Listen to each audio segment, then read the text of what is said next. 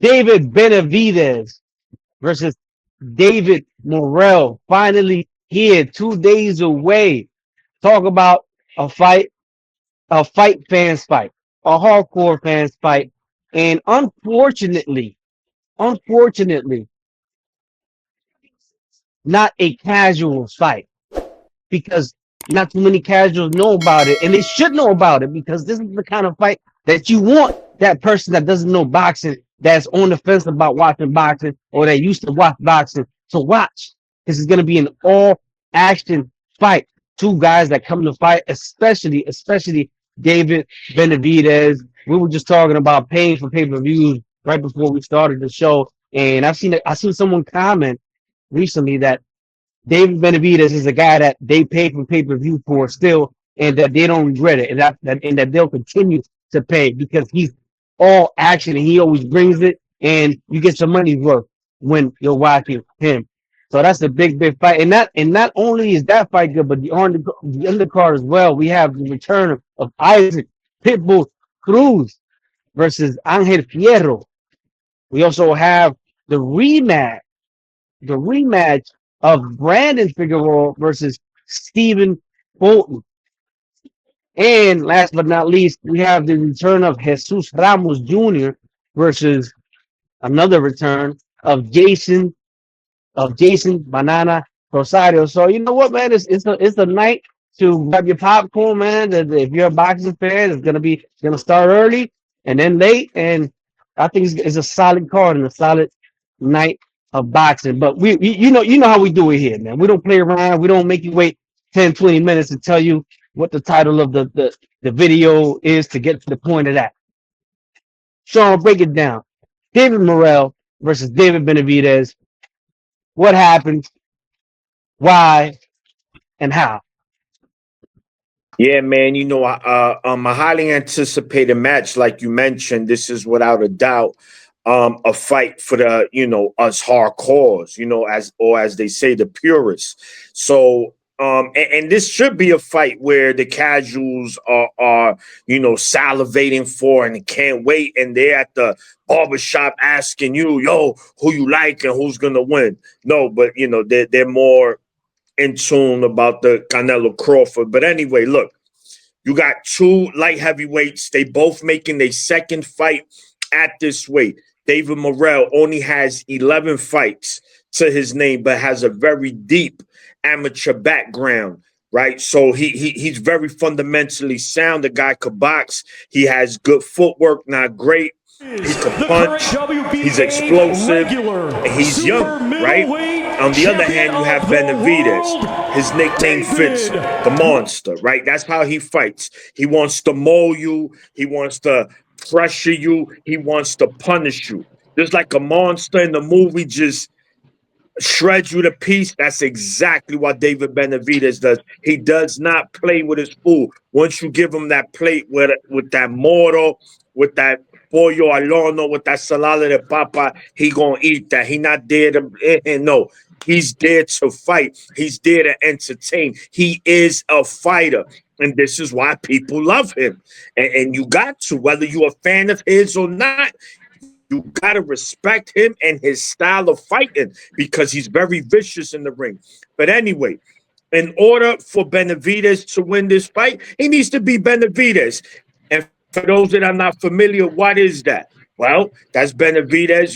He's kind of a slow starter. He kind of want to see what you got. He might let you touch him up a little bit just to see, okay, this is what you got.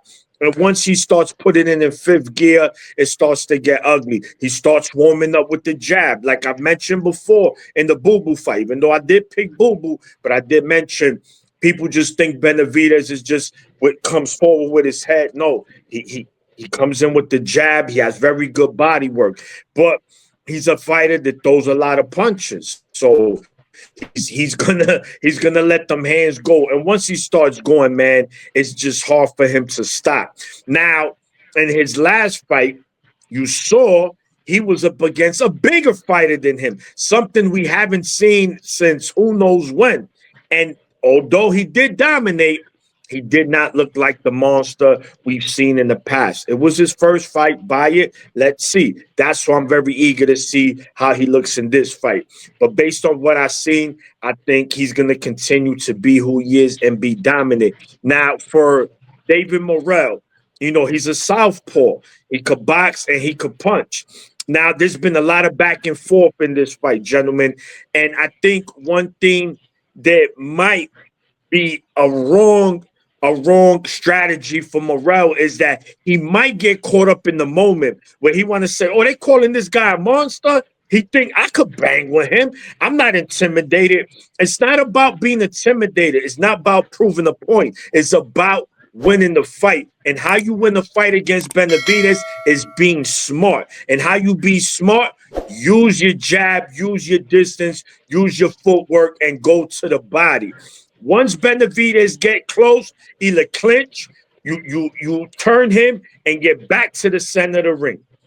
If Morrell is not able to move from Benavidez, and Benavidez is cutting off that ring and not giving him space, then gentlemen, this fight won't last too long. It'll be competitive. It'll be tough, but he's just going to drown Morrell down the line. And I think that's what's going to happen. So me personally, I'm going Benavidez, either late stoppage or dominant unanimous decision. All right, man. I mean, look, like you said, Benavidez is Benavidez. Benavidez is going to come to do what Benavidez comes to do. He never deviates from his plan, and his plan, quite frankly, is a good one because he's a pressure fighter, and he's not. He goes for the knockout, always goes for the knockout, but he doesn't do it stupidly.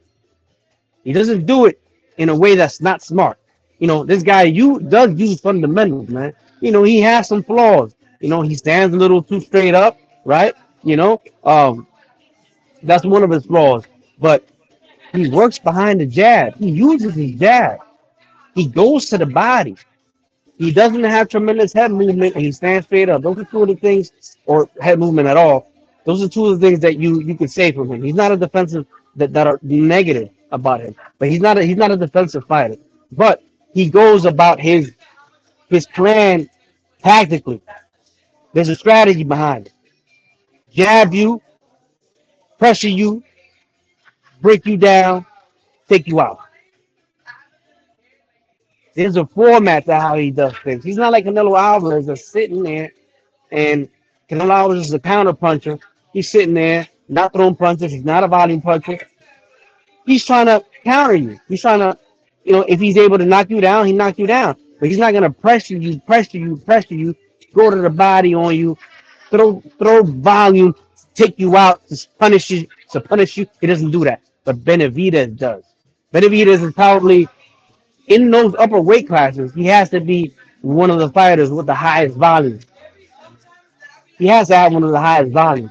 And he's just once he gets moving, you mentioned him being a slow starter, which remember, pressure fighters usually are. But once he gets moving, bro, it's like a freight train with no brakes, man.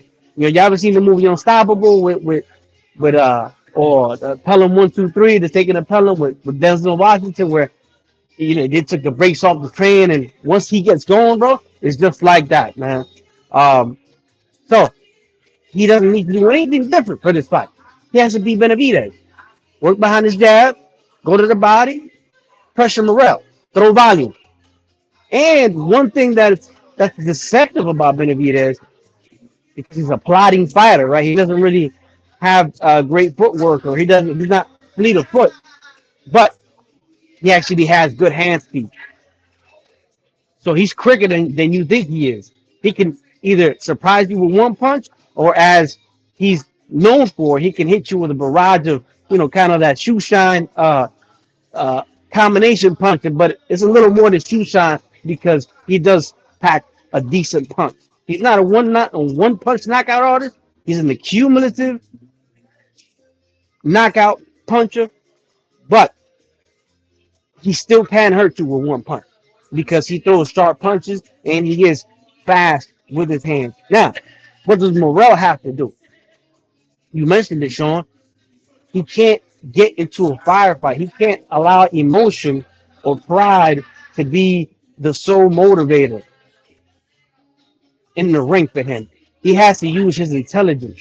He has to use that Cuban school stick and move, and not only stick and move because moving against Benavidez sometimes isn't the greatest thing because it might look a little bad on camera, and he can't cut the ring off, and he does go to the body. So what you want to do is you want to box mid range or on the outside, and once you get inside, you want to smother. You want to smother him. A la Andre Ward, a la Bernard Hopkins. 1, 2, 3, grab. 1, 2, 3, grab. 1, 2, 3, grab, and make him angry. Doesn't matter if the fans boo you, they boo you, but that's the only way you're gonna win. You gotta get in his ear. When you grab him, get in his ear, and you gotta talk. You gotta talk to him in his ear and tell you, "I'm gonna do this all night to you. I'm gonna do this all night. I'm gonna grab you all night. Get mad if you want. Back, go back. Make him reset. Make him reset because." I understand. Morrell is explosive. He has power. He's confident in his power, but it takes more than that to beat Benavidez, right? That being said, Askren, at 175 pounds, Benavidez did not look like that monster. He did not look like that monster from 168. And we can say that that's because now he's no longer a weight bully, which could be true. And quite frankly, to me, I think that the biggest jump in boxing from one weight class to another, from a single weight class to a single weight class, is 168 to 175. Because I think at 175, those guys are just literally called light heavyweight. So even though there's another weight class in between, cruiserweight, light heavyweight is I'll say that 175 is that scale, that stepping right before you get to those big heavyweight guys, man. Those 175 pounders are nothing to play with. You see Vazdick in there, right? You guys see Vazdick's body. Bro, this dude was hard, man. He was big. He was chiseled. This guy Benavidez was unable to hurt him. It was in the later rounds. He caught him with a good punch here and there, kind of stumbled him a little bit. But for the most part, Vazdick was eating him. So I think at 175, I don't think Benavidez is going to be that monster. I don't think he's going to be that monster, but he's fighting another guy who also only had one fight at 175 and who didn't look great in that fight either against Hot Rod. So this is a fight that Benavidez can still look impressive, and he can still look like that monster. He doesn't have the greatest genetics. He doesn't bulk up. I don't think he'll ever be a solid 175 pounds like a Vazdick or like a Benavidez or like even a Bevo who has come up from 168 or other guys of that weight, Anthony Yard, etc. These guys are big, man. The Joe Smith, right, from Long Island. These are big boys and they're solid at that. They got to come down and make that weight. Benavidez looks like he might have to lose weight because he gets big, but it's not muscle that he's losing. He's losing fat, and he's probably trying to bulk up in the sense of Memo's probably trying to get him to get a little more lean, a little more muscular, and he just doesn't have that gene. So I think at 175, he's got his work cut out for him. But I think that with this opponent, I think he's still going to be able to look like a monster. And I said that I didn't like the way he looked when they did that first face-to-face. You guys remember for the promo when he's looking like Santa Claus, man. He looked like Santa Claus without a suit on. And I said, bro, this guy, I think at 175, I think he might be fooled.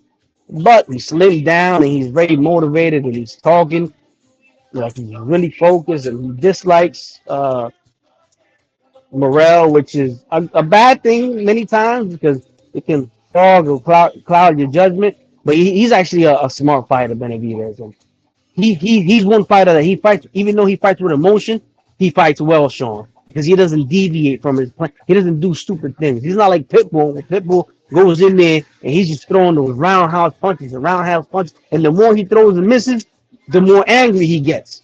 And you can't fight like that. You can't fight angry in boxing. You have to know how to channel your emotions. So with that being said, I think that this is a 60-40 fight because I still think Morrell He's big and he's strong and he's more solid at the weight than Benavidez. You can tell in his physique, and he's an explosive puncher. He is or has shown to be, albeit against lower competition, that he is more of a one punch knockout artist than Benavidez. So any punch might be able to end the night with him. But he's fighting a guy with a solid chin and beyond a solid chin. He's got one of those hearts that we know Benavidez is probably one of those Mexican fighters or Mexican American fighters that's willing to die in the ring. So, you got to have more than power. You got to match his will. You got to use that power, and you just have to put your will, your skill, your power, and all those tools and your intelligence, all those things that you have, put them together in order to beat Benavidez because we saw a very talented fighter in Demetrius Andre succumb succumb to the pressure of Benavidez, and quite frankly, quite quickly. And he had fought good fighters, but against Benavidez, yeah, he did good a couple rounds and had a great strategy. But that pressure, man, and he just that snowball that turns into an avalanche. He had no answer for it. He had no answer for it. You have to evade and you have to tame. You have to evade and you have to tame. Evade and you have to tame, and do that all night long.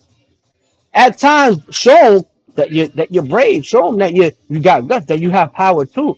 But don't don't do only that because 99.9% you're not gonna win that kind of fight with David Benavidez. Anyway, Ralph, man, talk to us. What do you think? I have David Benavidez by late stoppage. Uh, Late being eighth, ninth, 10th round, and I think Morrell. I don't know if he's gonna take a lot of punishment because those Cubans they don't like taking a lot of punishment. But there are some Cubans that have shown a lot of heart, like Laura. In his fights when he fought, I believe it was Alfredo Angulo, and then of Yeah. course when he fought Jared Hurd. He showed dog. He showed he can not only box and move and make it boring, but if he got to bang with you, he'll bang with you. And if his eyes swollen, if his jaw's broken, he don't care. But a lot of other Cuban fighters, I don't think they like that. They don't like that. They don't like to know that physically they're not looking too good. That they perhaps are sustaining some kind of injury. That their eyes too messed up. Oh, this is boxing. I'm gonna live to.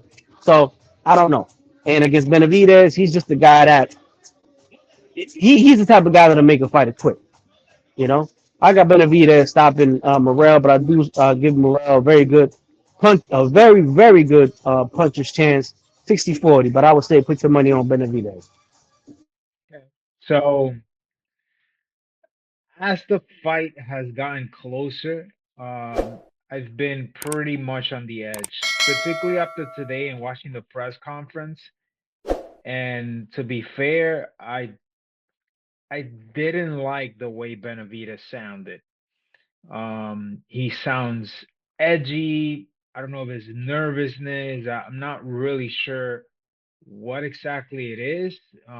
It might be the fact that the weight cut is hurting on him because he was so inactive for a handful of months, and now having to drop down from such a high weight, and now is getting to him. So I'm not quite sure what it is, but something in my gut is telling me that something is not right. Uh, for those that know, I'm the biggest Benavides fan, at least like people that know me, but just something doesn't seem right. I'm not sure what it is, but it's something feels a little off. My objective way of looking at this fight right now tells me Benavides is the bigger volume puncher, is a pressure fighter, is able to pretty much come to you at punches and bunches, overwhelms you. He's very high IQ. It's not like it's just kind of like a dumb guy coming at you and trying to take you apart. Like the guy knows how to place in angles, knows how to cut the ring very well, and could potentially overwhelm Morrell with the knowledge that I gave Benavidez a benefit of the doubt on the last fight, because on the last fight he claimed that he had two hurt hands, plus he had a cut over his eye. So I have to give him that. I said, listen, I got to see him again. I have to see him again at 175 and see how he looks before I determine that he's not quite the monster that he had been claiming. So I got to see it again. However, there's a little bit of unease that I've been seeing. On the other side, I've been hearing rumors. I mean, I have been hearing rumors for about 2 or 3 days ago that Morrell actually had gotten knocked out in sparring by Manuel Gallegos. And when at the press conference, it seemed like that was confirmed because Benavidez and Jose Senior actually brought it up, and they didn't turn it down. They just kind of dismissed it as saying like sparring is sparring, and it's not Well, really. for this in this training camp or in training camps in the past. No, this training camp, this training camp, and the person that supposedly leaked it was Gallegos' promoter. So I'm not sure. You guys know that once you get hit on the chin once, things don't come back to normal anymore, and that chin can get tested again, and that those things kind of can linger in. Number two, the way that Morrell looked in his last fight, it could have been that he came in with an injury. It could have been that he had some mental things that he wasn't kind of mentally he wasn't there. But I was there at the fight. The excuse that he ended up claiming was that the sun was hitting him in the head too much in the face. You know, Cuban style boxing is known, la escuela cubana is known for actually, hit and don't get hit, kind of like that stick and move style. From Morel's mouth himself, he's kind of said that it was actually that in Cuba he was just being taught how to fight, the amateur style. That he didn't learn how to fight professional style until Ronnie Shield kind of pretty much taught him how to sit on his punches, because it wasn't like he was KOing dudes in Cuba. Like, is this power is something that has surged now? So there's a lot of questions that I can't really put my finger on something. So there's a lot of unknowns on both sides. Not on Morrell, not on Benavidez. This is on both sides. Logically speaking, I want to say, hey, listen, my money is on this guy because of this, but there's just too many unanswered questions at the moment. If it's throwing everything out the way, I'm gonna say Benavidez, because now, not only for the fact that I am biased on it, by saying that I am a big fan, but the styles, they can favor him on this matchup because we haven't seen his chin tested that way.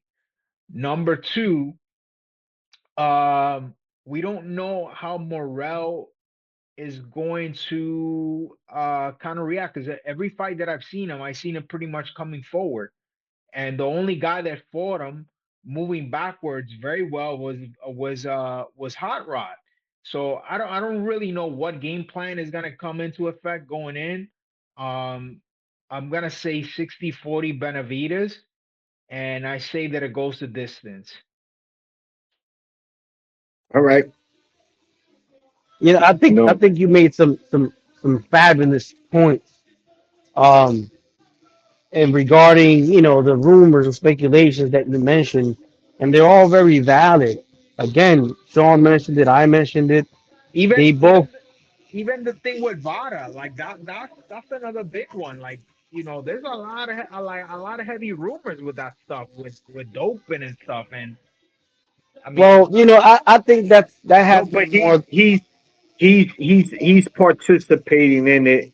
I know someone who's in his camp, and he's confirmed it with me that Vada they taking Vada testing because yeah, it was rumored that um Morrell, he's a dirty fighter. So I mean, nothing has come out. There's no definitive evidence that ever came out and he popped dirty.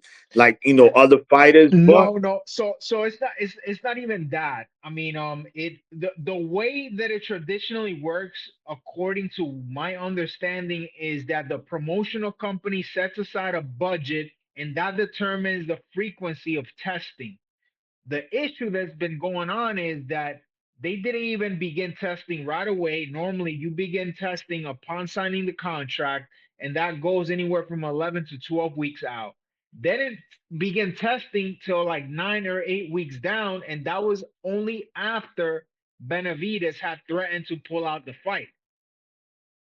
You get what I'm saying? And then after that, it takes them, you know, 2 weeks or 3 weeks before they go ahead and test again. Victor Conti went ahead and on Twitter and said, "Oh, but the parameters and the frequency of testing, it just depends on the amount of money that is put in for the testing. Everything needs to be pretty much unpredictable. You can't be saying like we're gonna test you on this day because then it's pointless. no, they don't. They That's don't. No, Vada doesn't tell you when they come in. They just No, show up. they're not supposed to tell you. I'm just saying, like, Mm. based on Oh. what I've heard and my understanding is that when they called and being like, listen, I'm ready. I'm not being tested, and I haven't been seeing that this guy's getting tested either. The response to them was, well, no, we're just gonna catch him when he's not thinking. And it's like waiting 2, 3 weeks out. Like, dudes that know about the stuff that happens, they know how to cycle in and out of things pretty quickly. But that's aside from the point. That's just another question mark in there. I'm just saying that there's too many things out there. There's too many unknowns. And honestly, we're just gonna have to wait till Saturday to actually see how things play out. Look, we gave our points, right?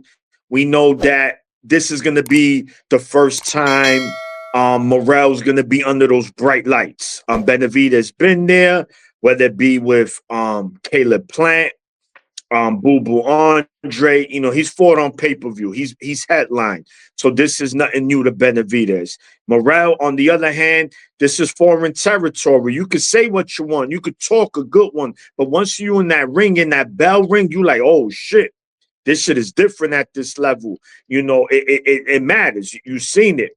And Benavidez, bro, from how young, like 16 years old, was sparring Triple G.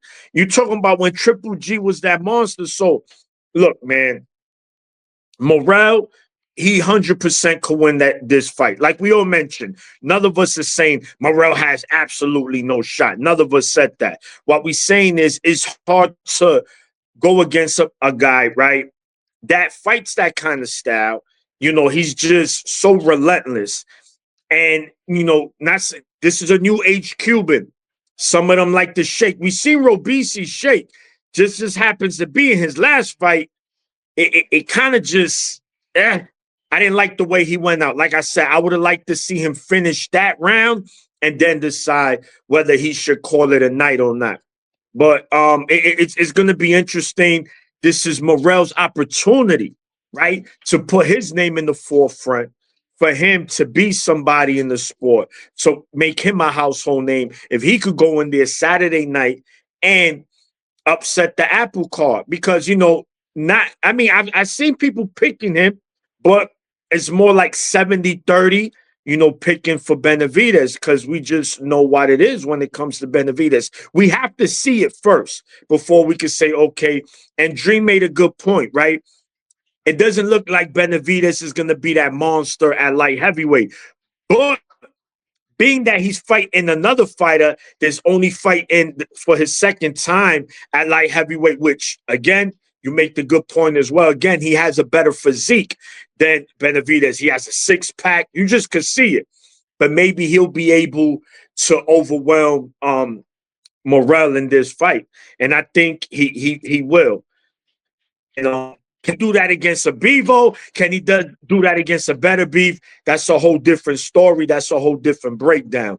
But as of right now, I think that Benavidez could look like Benavidez Saturday. Or Morrell just might put on the clinic, man. It's going to be interesting, but I still like David. Yeah, Benavidez. They both David. I mean, this is the only way that I see Morrell winning that fight because I don't see I don't envision that fight happening where Morrell fully uh out- outclasses and outschools Benavidez and pretty much and like I don't I this it I have to see it to believe it.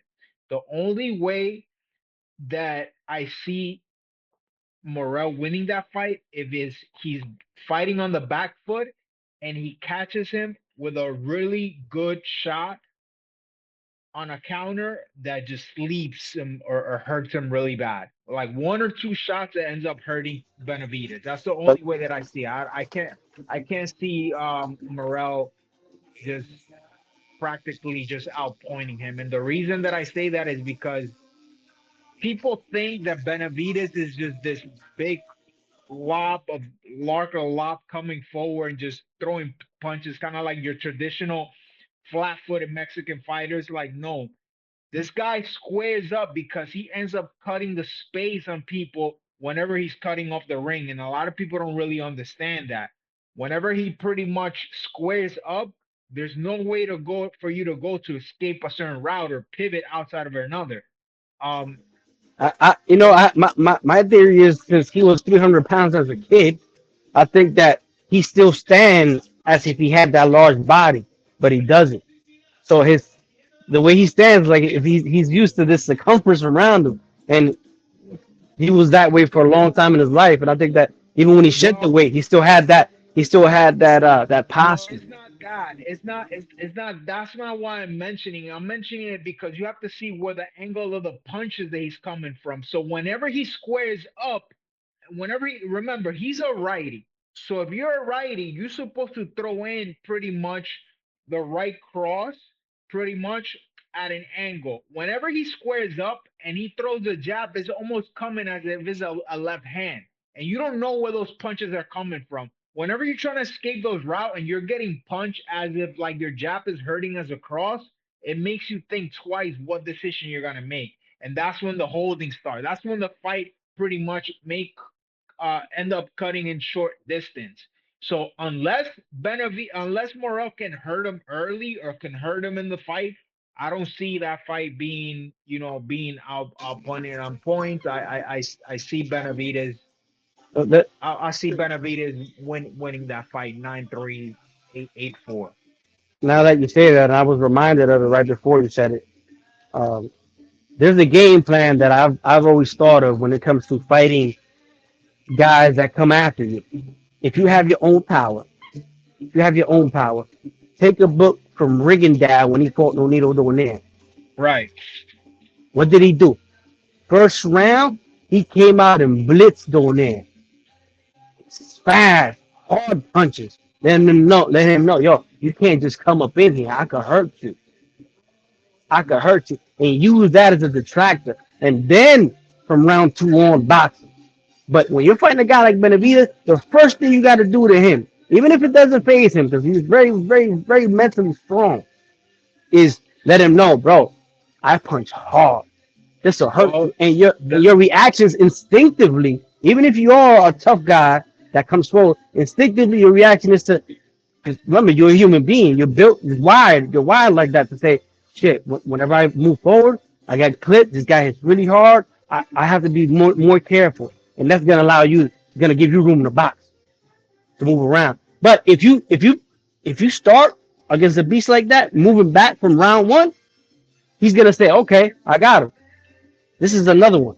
So the first thing, if I'm Morrell, I come out and try to knock Benavidez out in round one. After that, I try to box. you know what's funny is that was Boo Boo's exact game plan. If you look what Boo Boo tried doing, that's exactly what he tried doing. He tried pretty much going full guns blazing at Benavidez and then kind of try to cruise through.